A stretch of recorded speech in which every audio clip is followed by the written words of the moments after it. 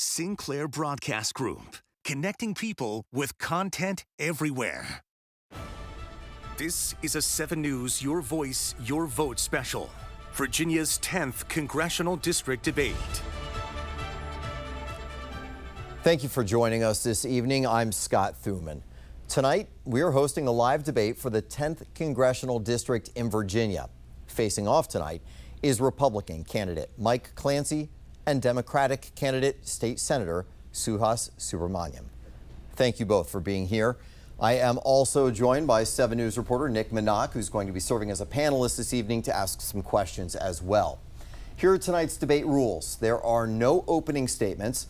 The candidates will have 1 minute to answer every question, and each candidate will receive an automatic 30-second rebuttal for every question. We'll rotate the order for answering each question, and each candidate will receive 1 minute to give a closing statement. A coin flip determined that Mr. Subramanyam will answer the first question. So let's begin. And let's start with a topic that affects every single voter out there that many Virginians describe as crippling. We're talking about the economy and inflation. According to data from earlier this year, the average Virginia household has spent almost $25,000 more on goods and services since January of 2021 due to inflation. Tell me specifically, should you earn that seat on Capitol Hill, what would you do to make living easier for Virginians? Senator, you have 1 minute. First of all, thank you so much for having us to WJLA, and thank you for tuning in tonight. I'm Suhas Subramanyam. I'm a state senator in Loudoun County. I'm running for the U.S. Congress to take on the toughest fights and deliver real results for families and people in our community. This is personal to me because I have a family. I've got my wife and I have a 2-year-old and a 4-year-old, and we want to deliver a better future for them. We want to make sure we were married in Loudoun County. We had our kids in Loudoun County, and we're very invested in the future of this community. And so when I look at an issue like rising costs, I delivered real results as a state senator. When they told me that I shouldn't touch the toll road issue, I not only passed legislation to make sure that tolls don't go up. The State Corporation Commission actually cited my bill when they stopped a 40% increase on the tolls. I did the same thing on utility bills. I did the same thing on prescription drug pricing, and I'm going to do the same thing in Congress. Mr. Clancy, you have 1 minute for the same question. I'm Mike Clancy, and as your congressman, my mission is to restore America, and a key priority is the economy. At the Prince William County Fair a few weeks ago, I talked to a single mom with 2 teenage sons, working paycheck to paycheck, and her major issue, buying groceries. And so many Virginians are struggling to cover the costs of basic daily living in Virginia, and Congress needs to act. And as your congressman, I'll go to Congress to bring fiscal responsibility. We need to rein in the senseless trillion-dollar spending sprees that drive inflation. We need to unleash American energy to reduce energy costs, because energy drives the costs of everything in our economy. And we need to get the government out of the way of business. We need to cut back on all the massive regulations that the Biden-Harris administration has piled on to business to get our economy moving. That's how we're going to do good for the American people and the Virginians in our district, and that's how we're going to restore America. Senator, you have 30 seconds for a rebuttal. Yeah, you know, one of the things that I did when I was a state legislator that made me very effective was that I worked in a bipartisan way. I brought Democrats and Republicans together to deliver real results for people. That toll road bill that saved customers $300 million across Virginia. Those were Democrats and Republicans supporting those measures. And so that's missing in Congress. I think that we need more of that. And I've done that as a state senator. I'm going to do that in Congress because our community is worth it. And that's the only way we're going to move this community forward. Mr. Clancy, 30 seconds to you. Yeah, the voting record tells the true story. My opponent is not a bipartisan member of the General Assembly. He has voted down party lines almost 100% of the time. And his approach to legislation is taxes. He raised the gas tax a total of 48 cents. He voted for a bag tax. He voted against closing off the personal property tax, and he also voted against doubling of the standard deduction for Virginian taxpayers, which would have helped every Virginian. Mr. Clancy, the next question to you, sticking with that subject. Where can costs immediately and realistically be lowered to help the average Virginian? And if your answer is reckless spending, since that is a common response, what's an example? So I would look at for example, the infrastructure bill, right? The infrastructure bill is sort of an oxymoron. It was only 10% of that bill was actually for infrastructure. The rest of it was for green energy subsidies. And the government should get out of paying all these subsidies, and we should allow private industry and innovation drive where we're going with energy. And we've already seen that with a lot of the high-tech companies are already investing in geothermal and hydrogen and small nuclear reactor type research to drive energy and drive multiple sources of energy to power our economy and to power data centers. So that would be one example.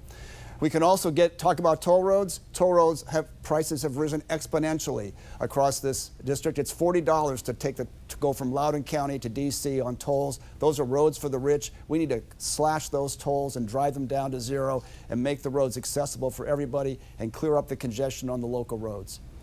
Senator, 1 minute to you with the same question. Again, there's only one candidate here that's actually reined in high costs for families, and that was me. Again, prescription drug pricing, we finally brought transparency to that process. Companies were buying out their competition and then jacking up prices 10x. And so we've actually passed meaningful legislation, and I introduced several other measures, and I worked with Democrats and Republicans to get that done. And no, I didn't have a 100% voting record. That's just not true. The reality is my opponent is actually a member of the Heritage Foundation, which wrote Project 2025. And so the cuts to spending are actually going to come to veterans, to Medicare, to seniors, and people who actually need some of these programs. So what I want to do is actually see Medicare, for instance, be able to negotiate prescription drug costs, because that's actually going to bring down costs for seniors. And right now they can do that for a few drugs, but I want to see that expanded to many, many more. And that's how we're going to actually solve this issue, because otherwise we're just cutting benefits for people who really need them. 30 seconds for your rebuttal, Mr. Clancy. Once again, my opponent's resorting to fear-mongering because he has nothing positive to run on. The 2025 is not my agenda. It's not my platform. It's not part of my plan. I never heard of Project 2025 until the Democrats started to use it, fear-mongering in these elections. And I'm not a member of Heritage. What I'm focused on, I'm focused about fighting for our citizens of this district, and to bring a robust economy, unleash business, because businesses will create the jobs that will be great for our economy. That's your time on that, Senator. I think we're making news tonight.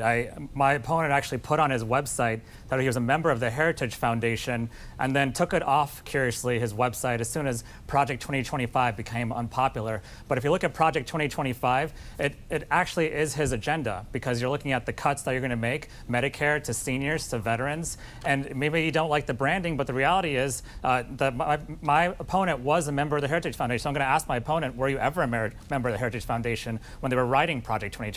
And if so, how could you not know about Project 2025 then? That's actually time, and we're going to stick to the rules here. We're going to get over to Nick Minnock. He's got the next question. In Fairfax County and Loudoun County, the Board of Supervisors increased property taxes, which impacts homeowners, of course, and indirectly business owners and renters. And the Fairfax County Board of Supervisors, they're considering implementing an up to 6% food tax on all prepared meals. Are you in favor of raising taxes on people in your district? Senator, you're up first.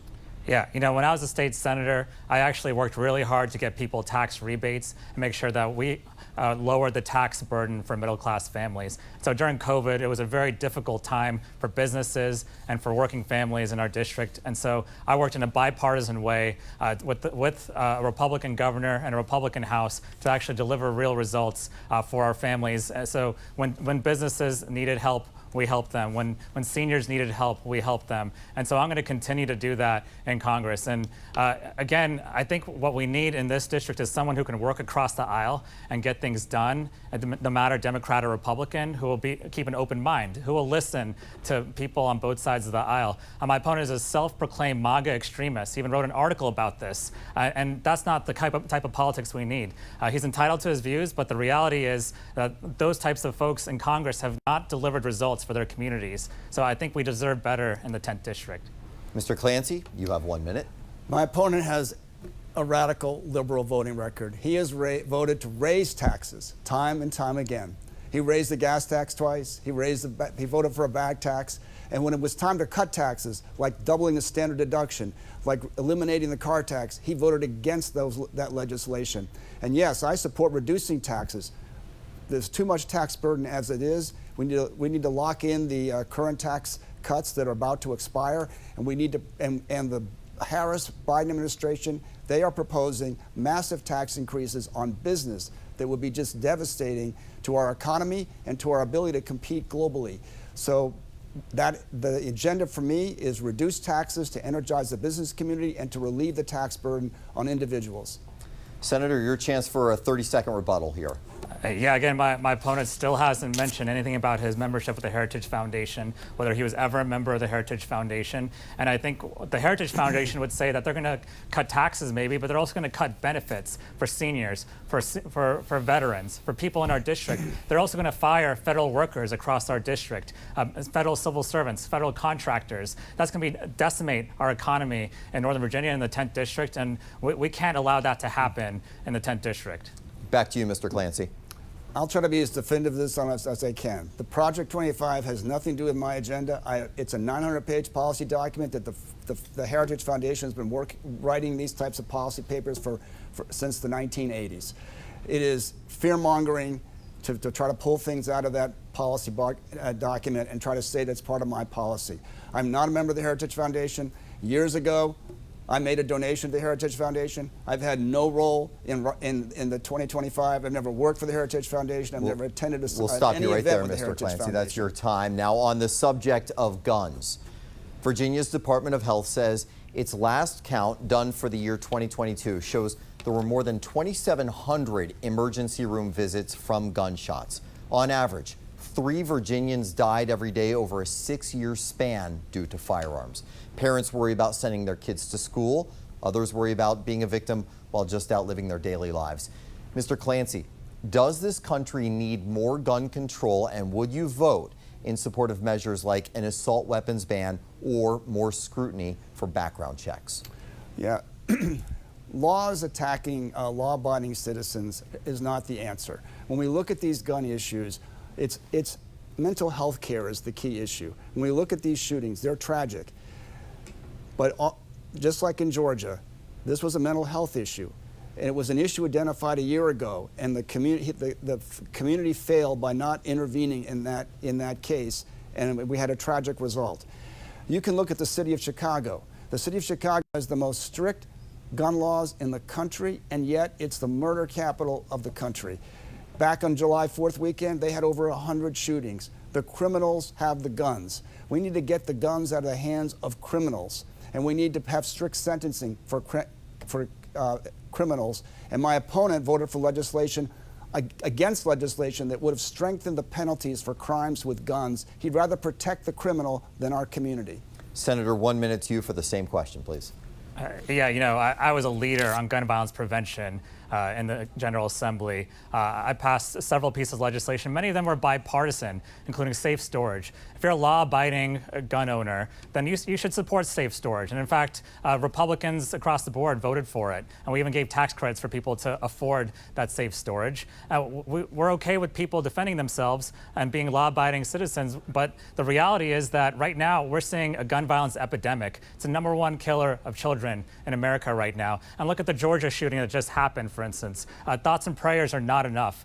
That's the situation where the person actually said that they would commit a crime with that gun the year before, and nothing was done because they didn't have adequate gun laws there. We need to take federal action on this issue and have common sense gun violence prevention in America, and Congress needs to act, and they need to act now, because right now we're having too many school shootings. I send my daughters to school in Loudoun County, and I fear that they won't be safe as well if we don't do anything to address gun violence prevention in America. That's your time there. A rebuttal, 30 seconds, Mr. Clancy. Yes, so my opponent has an extreme radical liberal agenda on guns. He and his fellow Democrats voted for 30 pieces of legislation related to guns just in the past session of the General Assembly. And Governor Youngkin had to veto them all because they violated fundamental constitutional rights. They're radical extremists on this issue. They target law-abiding citizens instead of targeting the criminals who have the guns. And my opponent voted against legislation that would have enhanced sentencing for criminals who commit crimes with guns. That's your time. Thank you, Mr. Clancy. Senator? Yeah, this is a tough issue for my opponent because this is a district that wants common sense reform on this issue. And, perhaps you can call everything I do radical, but if that's radical, then Republicans are radical too, because I worked with Republicans on safe storage, for example, or worked with Republicans on making sure we don't have certain attachments to guns that turn them into mass weapons of destruction, like auto sears, for instance. We need to act on this issue. This is a serious issue that's threatening the lives of kids in our community. Senator, let's get back to Nick Minock. He has the next question in this debate. Nick? Well, this week, 7 News was the first to report that a student who has ties to the MS-13 gang is attending a Loudoun County high school. And according to sources, that student was previously arrested after he threatened to kill a fellow student and was caught carrying a loaded gun. And according to sources, this student is in the U.S. illegally. In a separate incident this year, an illegal immigrant carjacked a woman in Loudoun County, ran her over with her own car, and killed her. And in Prince William County and Fairfax County, we have reported on several instances of illegal immigrants who have committed serious crimes. Senator, specifically, what would you do in Congress to stop illegal immigrant crime here in Northern Virginia? First, we need to make sure we stop all crime, regardless of whether it's committed by an undocumented immigrant or by a citizen. The reality is we need to invest in community violence intervention programs. We need to make sure that law enforcement is not understaffed, that we invest in retaining and recruiting a good law enforcement and getting them the training that they need. In this situation, I don't know if all the details have come out, but from what I've seen, the reality is that we also need border security. We need to make sure that we invest in border security. There was a bill in the U.S. Senate that was introduced by a Republican to actually do meaningful border security in America. And unfortunately, Donald Trump just decided that he wanted to run on this issue, and so he didn't want to do anything on border security. And so when I see things like that happening, I think that, why didn't we do anything? Why didn't we take this seriously? And it's become a political football. Instead, we need to actually solve the problem instead of playing politics with it. Mr. Clancy, your turn. The Biden-Harris administration made a day-one decision to open our border to massive illegal immigration, and they've taken over 90 actions to facilitate illegal immigration and to support illegal immigration in this country. And that has been catastrophic and a danger to our community. We had a carjacking and murder of a grandmother in Sterling. We have a fentanyl crisis in our high schools. And as noted, we have an MS-13 gang problem in our community and over 300,000 children missing across the country. We must secure the border. We must end catch and release. We must end sanctuary cities. And we must tighten up our asylum laws and ensure strong collaboration between local law enforcement and federal law enforcement. My opponent, he voted against legislation that would have made it illegal to smuggle illegal immigrants into Virginia. He has a radical record, a radical extreme record, and he would do the same thing in the United States Congress. Senator, you have 30 seconds for a rebuttal. Yeah, again, I don't know which bill he's talking about. We don't do immigration at the state level, but I'll just say that generally, my opponent actually made a few good points, but my opponent has to do what Donald Trump says. Because the reality in the Republican Party right now is when Donald Trump doesn't want to do something, you better follow his lead, or otherwise you're going to have, you have to pay later on. We had someone in another district in Virginia who lost their job because they stood up to Donald Trump. So who do you trust if you're in our district? Who do you trust to stand up to Donald Trump? I'll stop you there, Me Mr. or my Clancy? opponent? The key to dealing with the illegal immigrant crime is to have strong collaboration between local law enforcement and federal law enforcement. And that's why Loudoun Sheriff Mike Chapman and our Attorney General have endorsed me for this race, because they trust me to go to Congress and to fight for the legislation that we need to secure the border, to end catch and release, and to provide that support for law enforcement so that we can keep our communities safe. That's how we move this country forward. That's how we restore America. All right, we can dive a bit deeper on this now because, Mr. Clancy, this question goes to you first. I was just at the border in Arizona recently to get a better look for myself with reporting. What tactics specifically do you support when it comes to border security? Former President Trump is vowing to finish the wall and begin mass deportations. Vice President Harris says she'd hire thousands more border agents and crack down on drug and human trafficking. What is the nuanced solution? I think there's an integrated approach to this to secure our border. We have to have the wall. There was a section of the wall built by the Obama administration. There was a section of the wall built by the Trump administration, and Biden has failed stopped that construction and has left a wide open space. And they have created this problem and manufactured this problem. And we need surveillance, electronic surveillance. We need to enhance the Border Patrol. And listen, the Biden-Harris administration has had 4 years to deal with this issue. They created the issue. They've issued over 90 different executive actions to enhance the illegal immigration and to support illegal immigration. They're not the answer. It's time now for a new direction and to get back to securing the border, to securing our law enforcement, to end the catch and release program, to end sanctuary cities which harbor illegal immigrant criminals and fail to enforce deportation orders. We need to, that's all part of an integrated solution to securing our border. Senator, a minute to you. Yeah, you know, two things. One, on the border, this is actually a personal issue to my family. My wife's family actually lives down at the Texas-Mexico border. In fact, her cousin used to be a Border Patrol agent himself. And I'll tell you that the Border Patrol agents there feel overrun right now.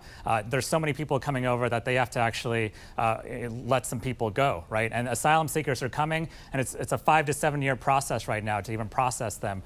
We need more people. We need more resources. The border, and second, we don't have to go all the way to the border to talk about immigration and undocumented immigrants, because Dulles Airport, right here in the 10th District, people are coming here and there's visa overstays that are happening as well. That's a big part of the millions of people who are undocumented immigrants in this country. And so they need help at Dulles Airport as well. I've talked to people there. And so, yes, we need an integrated approach, but we actually need to act. And again, because Donald Trump wanted to make this a political issue, they decided not to act. Mr. Clancy, your rebuttal, 30 seconds. The Biden-Harris administration is opening the gateway to 10 million illegal immigrants. They are overrunning our cities. Taxpayers have paid over $50 billion to support this massive illegal immigration. We need to secure the border. It's total hypocrisy and total gaslighting for them to now claim that they stand for border security when after 4 years, everything done by the Biden administration is to facilitate illegal immigration and to fund illegal immigration. Senator, your turn for a rebuttal here. I feel like a broken record. The reality is, if someone told my opponent, if Donald Trump told my opponent to jump, he'd ask how high. Because the reality is that when we think about actually solving problems, we need to work across the aisle, and we need to be independent voices. And I'll be an independent voice because I have been in my years at the General Assembly, and my opponent has shown that he would not be. He's a self-proclaimed MAGA extremist, and he was bragging about being part of the Heritage Foundation right up until the end of his primary. So I don't understand this idea of being a part of the Heritage Foundation years ago, because it's simply not true. We're going to step away. We're going to take a very quick break here. We'll be right back with more questions for the candidates.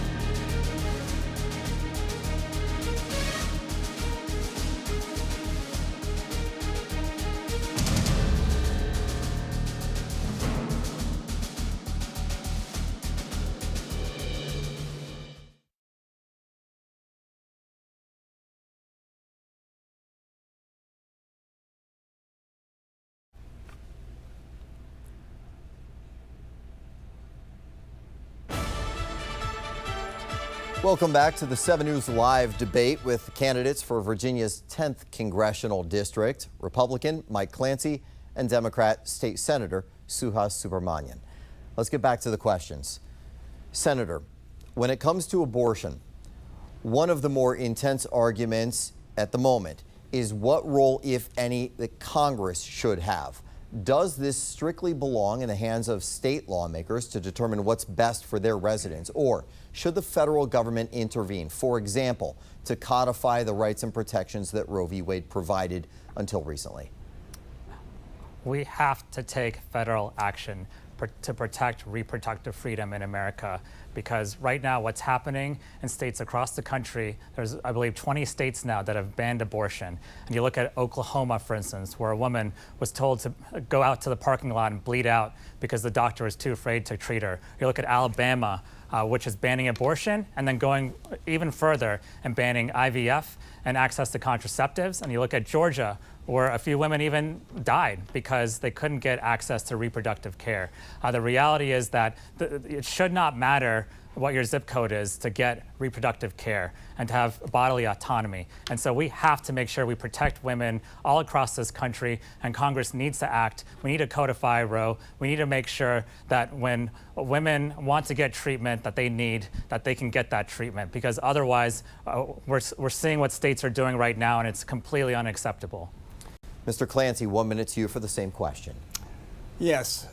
My position and focus on the abortion legislation is guided by the Supreme Court. And in the Dobbs decision, the Supreme Court returned this issue of abortion to the states. There's a lot of different views on abortion. It's a controversial issue, and that means it's perfectly suited for the states and the voters of those states to make their own decisions and guide their own decisions on the abortion issue. My opponent has an extreme position, a radical extreme position to have abortion. He wants congressional legislation for abortion all the way up until the moment of birth, and he wants full taxpayer funding of abortion. And we know that because he's co-sponsor of the amendment to the Virginia Constitution that provides for abortion throughout the entire pregnancy. So that should be the focus. And he's fear-mongering with false information from the liberal press. Alabama is not banning abortion, and in terms of the issues with abortion, there's a federal law that mandates that every hospital gives emergency care. That's your time, Mr. Clancy. Senator, you have 30 seconds for a rebuttal here. Saying that reproductive freedom is a state issue is a dog whistle for wanting to ban abortion. That's the reality of it. My opponent, by saying we should leave it to the states, is saying that we should leave reproductive freedom to the states and let them ban abortion, let them ban IVF, let them ban access to contraceptives, and let them continue doing what they're doing, which is cutting off reproductive care to so many women. And to say that women are seeking third-term abortions is ridiculous and completely unfair. No, that's not happening anywhere. That's your time there. Mr. Clancy, 30 seconds to you. My opponent just has no respect for the Constitution and for the Supreme Court. The Supreme Court has returned this issue to the states. It's a controversial issue. And also the data shows that there are more abortions than ever. There are more abortions now than before Dobbs. So it has not, contrary to his fear-mongering and scare tactics, reduced people's access to abortion if they want it in their individual states. So it should belong to the states. We should let those people make the decision. Right there, Mr. Clancy. Thank you. Nick Minock, bring you back in for the next question. Well, transgender rights and women's rights have been a hot topic in Loudoun County and at the federal level. Two questions here. Do you think transgender and non-binary students should be allowed to play on sports teams based on their gender identity? And do you think transgender and non-binary students should be allowed to use the bathrooms and locker rooms of their choice at school? Mr. Clancy, you're first. Yes, there's the Biden and Harris administration. They tried to unilaterally rewrite Title IX for that purpose, and the courts stopped them because Congress has the authority to legislate, not the Biden administration. They can't just dictate these issues. And yes, we need to protect girls' sports. We need to protect the safety and fairness of girls' sports. There was legislation in the General Assembly that would have protected girls' sports at the middle school and high school and collegiate level in Virginia. And my opponent voted against that legislation. And that's unfair to our daughters who are in the school systems competing in sports. Biological males are physically different, and it creates a danger and it creates competitive unfairness for boys to compete in girls' sports. So yes, I support protecting girls' sports as, in the school system in Virginia. Senator, to you. Look, there's a lot of different cultures and backgrounds in the 10th Congressional District. And so I understand, some consternation from some folks not wanting their girls to go and be in the same bathrooms as a transgender woman. And so I know that the school board is looking into different ways to solve this issue, like single-use bathrooms or a third option or whatever. But we should one, obviously have a safe learning environment, but two, we should have a tolerant learning environment, one where we actually teach our kids tolerance. And so we should respect and accept everyone for who they are, who they love, which race, which background they come from. And right now, there's a lot of bullying happening of transgender kids in America, and a lot of it's happening in Loudoun County, unfortunately. And so, we can create a public school system where we're respecting the wishes of all communities, but at the same time, I don't want these kids, basically, transgender kids, being bullied and being used as a political football. That's your time there. You've got 30 seconds to respond, Mr. Clancy. Yeah, I talked to a mother the other week who has a second grader in school, and there is no single-use bathroom. There is no girls' bathroom. There's only boys and girls sharing the same bathroom, and this girl is afraid to go in the bathroom when there's a boy in the bathroom. She deserves her privacy when she goes to the bathroom. Girls deserve to have their privacy respected when they want to use bathroom facilities and locker rooms, and likewise to be able to fairly compete in sports. That's your time. Thank you. Nick, next question again. Well, Loudoun County is in the heart of the district. In recent years, many parents... I apologize. I cut you off. Senator, you've got a 30-second rebuttal. My apologies. Thank you. Yeah, I actually talked to a transgender student who actually feels bullied and actually has to go home and skip school in order to use a bathroom because they're tired of being bullied for the bathroom that they use. So we're going to have to find a solution to this, because the reality is that transgender students are students too, they're people too, and so we're going to have to make sure we respect people of all different backgrounds and all different cultures, no matter where they come from or who they love. All right.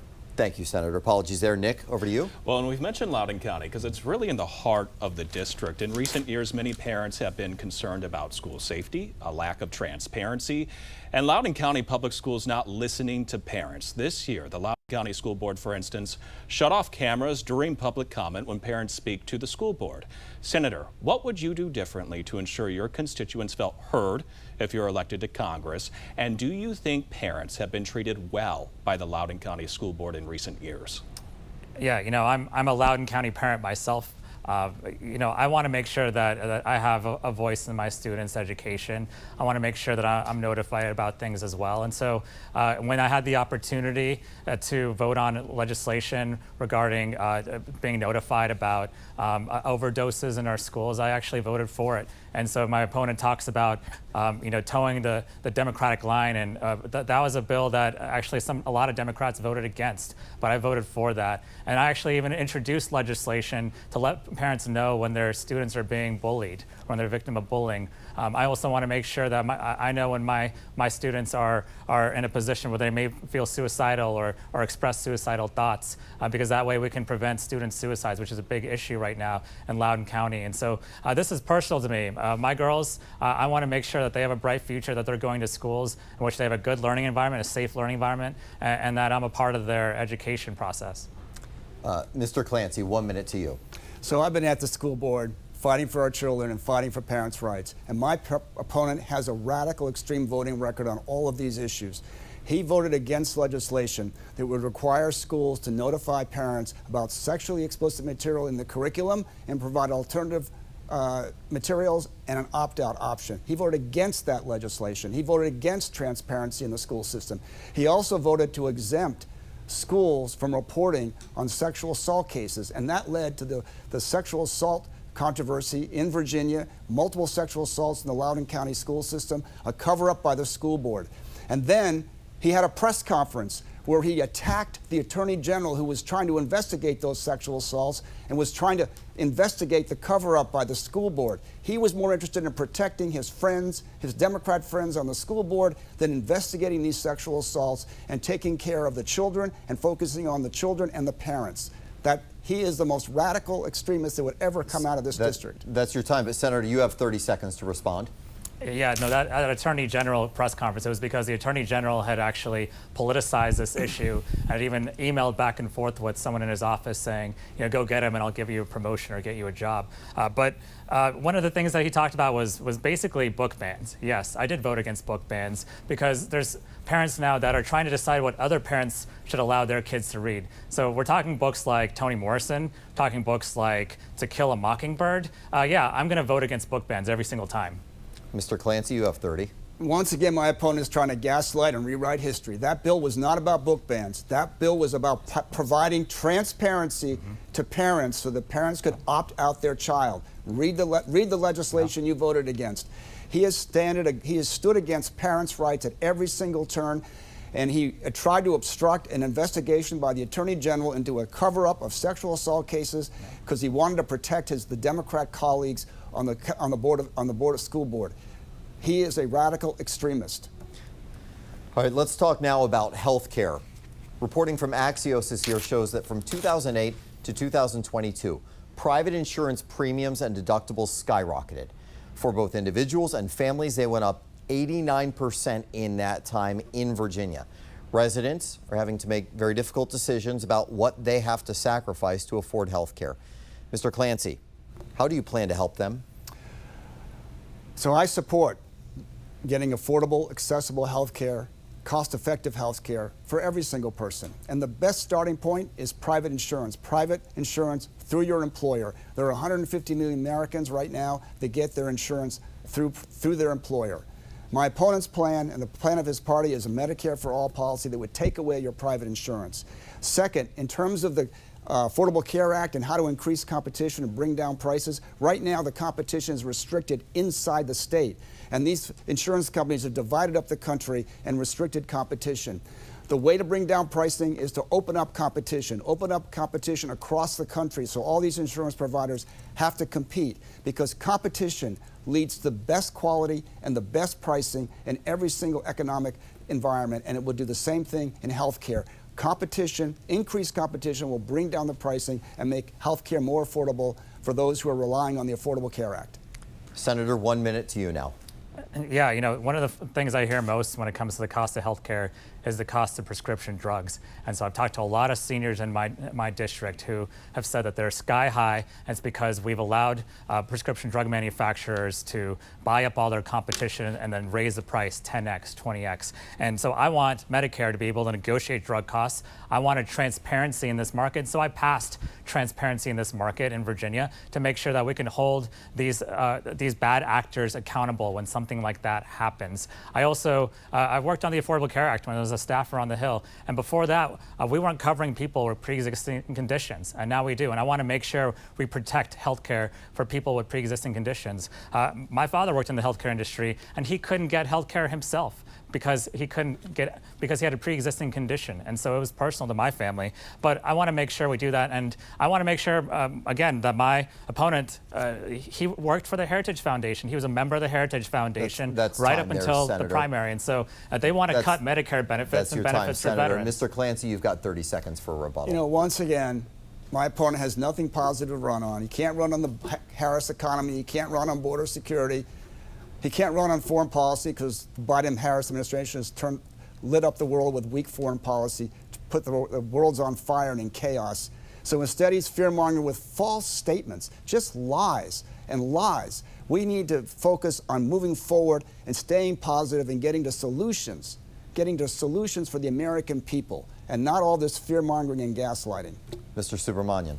Yeah, I noticed a pattern every time I mentioned that he was a member of the Heritage Foundation. He calls it fear-mongering. I call it the truth, because right up until the primary, he had it on his website. Every time he was introduced as a member of the Heritage Foundation. When he was contributing on Newsmax, a far-right news organization, he was introduced as a member of the Heritage Foundation and proudly wore that badge of honor for him. And so I want to make sure that we're not having Project 2025 become a reality in Northern Virginia. And right, unfortunately, Senator, he was a member of the group that wrote it. I'm going to stop you right there. You're first on this next question. Let's talk foreign policy, specifically war.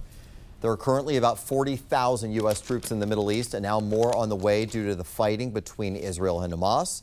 and Israel versus Hezbollah in Lebanon. Should America do more? And if so, would you impose conditions on a limit to that action or support? Yeah, I've talked to folks in our district who have actually lost family and friends in Gaza and in Israel.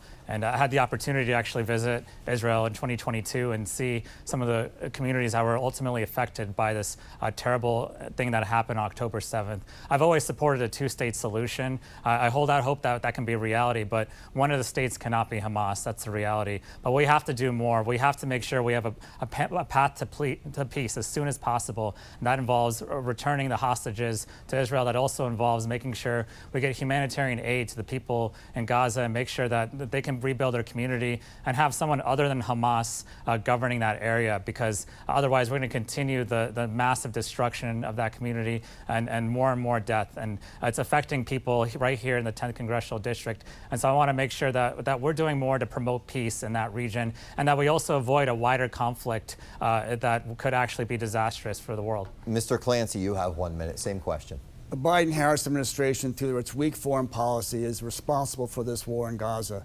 It all started with the debacle in Afghanistan, the disastrous withdrawal in Afghanistan that signaled weakness around the world.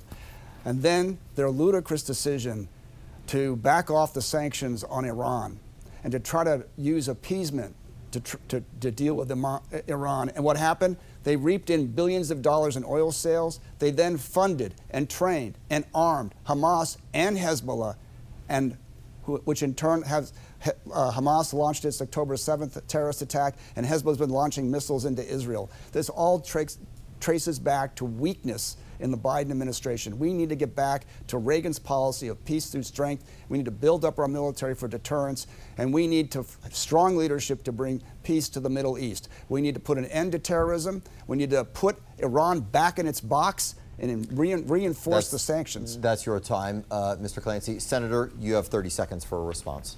Yeah, I want to make sure that moving forward, we recognize that Hamas cannot govern. And October 7th, we're coming up on almost a year now. October 7th was a terrible thing that happened. And then the destruction that's happened since has also been terrible. So we just have to make sure that we can address this and get a path to peace as soon as possible. And what the people in Israel want, what the people in Gaza want, what the people all over the Middle East want is to make sure that they have stability, that they can have a working economy, and that they can have safety in their community. Mr. Clancy, 30 seconds to you.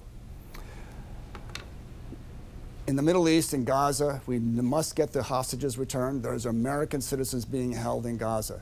And no one supports the death of innocent victims. We need to end war, and we do that through peace, through strength, by building up our military and with strong leadership, as opposed to the weakness of the Biden-Harris administration, which has simply fueled the terrorism in the Middle East. Mr. Clancy, large sums of money are also being sent to Ukraine in its fight against Russia. President Biden just announced an additional $8 billion in aid. Yeah. Congress has already approved $175 billion. Is there a limit to how far we should go in aid in their fight against Putin? Well, once again, this war in Ukraine is the direct result of weakness in the Biden-Harris administration.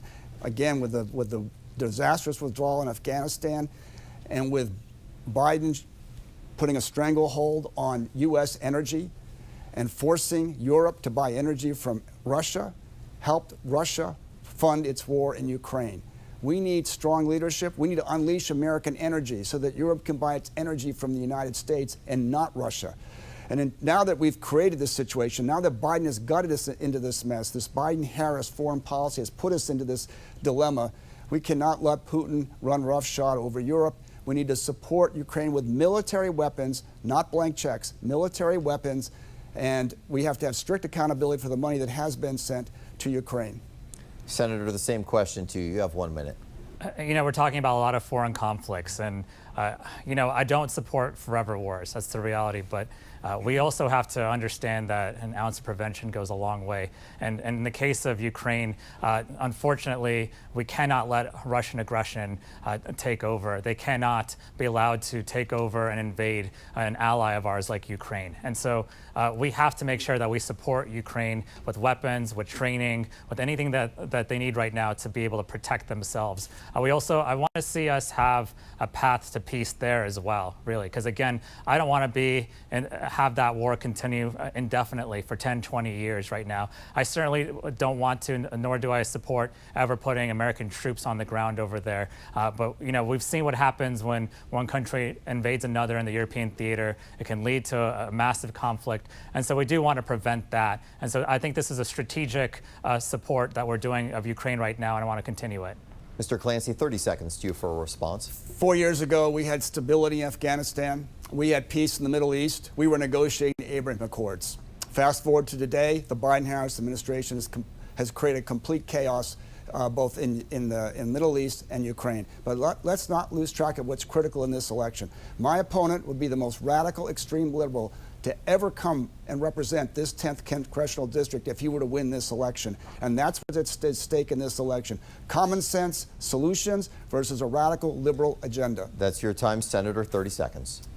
Yeah, you know, my opponent keeps saying this memorized line of radical liberal, but the reality is he actually wrote an article saying that he was proud to be a MAGA extremist. And I've just seen his policies. It seems like they completely overlap with Donald Trump's policies, that he's almost mimicking Donald Trump, who has threatened to fire federal civil workers. He did so at the end of his first term, and it's in Project 2025. And again, my opponent said that he was a member of the Heritage Foundation right up until the primary, and now he's backtracking. But he'll go right back to that if he's elected to Congress. That's your time, sir. We're going to head back to Nick. He's got another question for you, Nick. Back in October 2023, 7 News was the first to report that the Loudoun County Superintendent failed to immediately notify parents of several student overdoses that involved fentanyl. Following our reporting, Virginia Governor Glenn Youngkin signed an executive order requiring schools to notify parents within 24 hours of student overdoses. Senator, what would you do in Congress to stop the fentanyl crisis?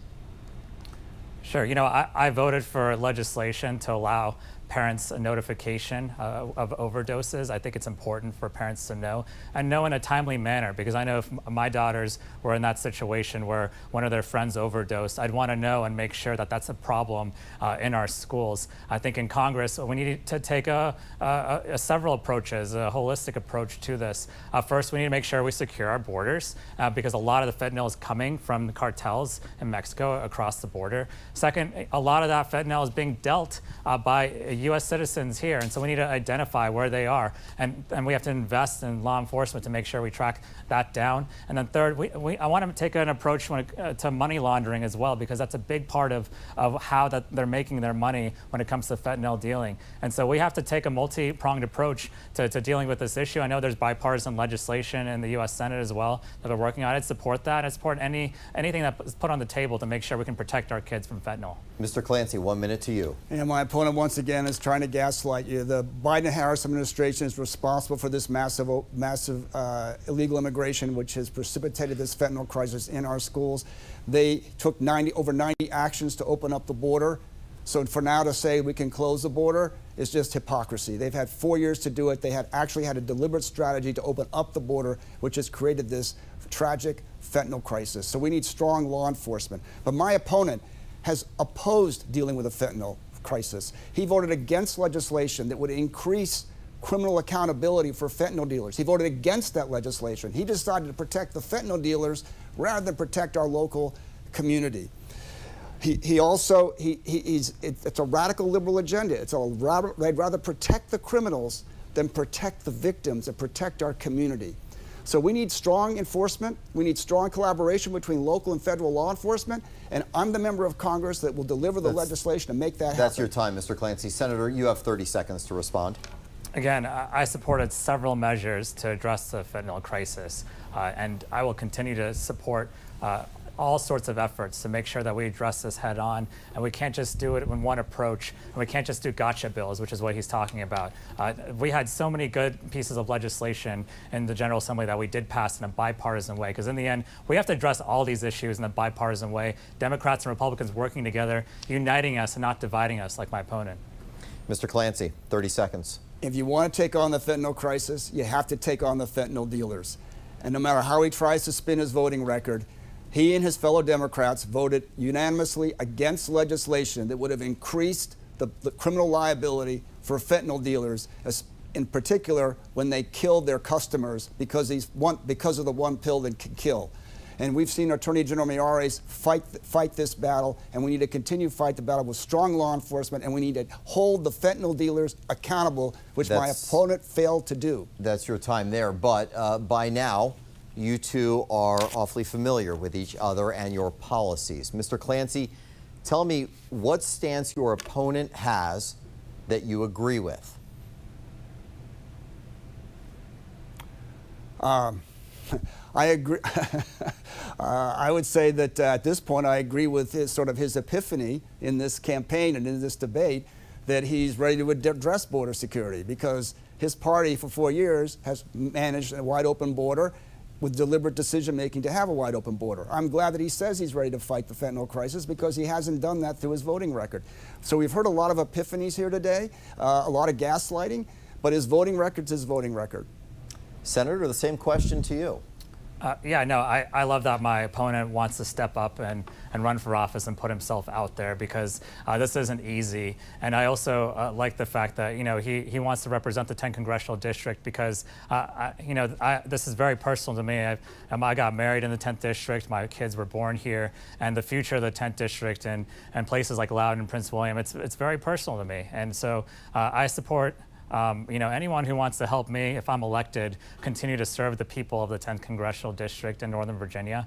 I think the story of this race, though, is, do you want someone who's been a bipartisan lawmaker who's delivered real results for people and worked across the aisle? Or do you want someone who's a self-proclaimed MAGA extremist who refuses to do anything but what Donald Trump says, really? I still haven't heard anything about what he's different from Donald Trump. And so I think this district has rejected the policies of Donald Trump and the policies of Project 2025. And that's why I'm ready to represent us in Congress. Mr. Clancy, you have 30 seconds to respond. So, again, it's more fear-mongering and more distortions and more false narratives, right? I'm committed to work for the people of this community, the people of our 10th Congressional District. My opponent is not a bipartisan moderate. He has a voting record that is virtually 100% along party lines. You can look at the voting record. It's a matter of record, yes and no. You can see it in his record. That's your time, Senator. 30 seconds to you. I'll make an offer to my opponent, which is, if I'm elected to Congress, I'd love to have coffee with him the week after the election. I'd like to talk about some of his solutions to these problems, because in the end, I've talked to people who I've run against. I've talked to Republicans and Democrats across the aisle over the years as I've been a state legislator. And I want to make sure that everyone's ideas, that anyone can call me, anyone can reach out to me and be a part of the lawmaking process. I want to be a uniter, not a divider. And I want to make sure that whatever we do, we're doing it for the people of Northern Virginia. Okay, now it is time for your closing statements. You each have 1 minute to do so. Our coin flip earlier determined that State Senator Subramanyam will give the first closing statement. Senator, you have 1 minute. Yeah, more than 40 years ago, my family moved here, and they immigrated to Dulles Airport in the district. And Dulles Airport was like their Ellis Island. It was they were chasing the American dream, and they were able to obtain that. And I want to see my kids be able to reach that American dream as well. And in order to do that, in order to move our country forward for them, we have to work in a bipartisan way. We have to make sure that we get Democrats, Republicans, Independents together and solve some of these big issues. I've done that as a state legislator. I'm going to continue to do that in Congress. I don't want the politics of division partisan, like Donald Trump, like MAGA extremism. So it's okay if my opponent wants to be an extreme Republican, that's fine, but I don't think that that's actually getting things done. Legislators that have been MAGA extremists in Congress have not actually gotten things done for their community, especially communities that have a large number of federal workers and a huge federal workforce and have a lot of needs from the federal government. And so this is our opportunity to actually move our country forward and deliver bipartisan, real results for our community. And Mr. Clancy, you now have 1 minute for your closing statement. I'm Mike Clancy, and as your congressman, my mission is to restore America. I'm a husband and dad. My wife Lynn and I are the parents of 4 sons, and I spent many years coaching baseball and basketball, and I've been at the school board fighting for our children, fighting for parents' rights. I'm a business leader, a senior vice president with a global technology company. I served on Governor Youngkin's cybersecurity team, and I'm honored to have the governor's endorsement. My opponent is a career politician with an extreme radical liberal voting record, and he'd be a rubber stamp for all those failed Biden-Harris policies. It's time to take our country in a new and better direction, to move us forward. And as your congressman, I will lead the way. I will go to Congress to serve you, to work for you, to fight for your future, and to restore America. I'm Mike Clancy, and tonight I humbly ask for the honor of your vote. Thank you. And thank you to both of you for a very lively conversation. Before you go, we have a couple of important dates to remind you about here in Virginia. The deadline to apply for a mail-in ballot is Friday. That's October 25th. The last day for in-person early voting is Saturday, November 2nd. We have all of these important dates and our debates on our website. Just go to WJLA.com. I'd like to thank Mr. Clancy and State Senator Subramanyam for being here tonight to answer our and your questions. And thank you for watching. I'm Scott.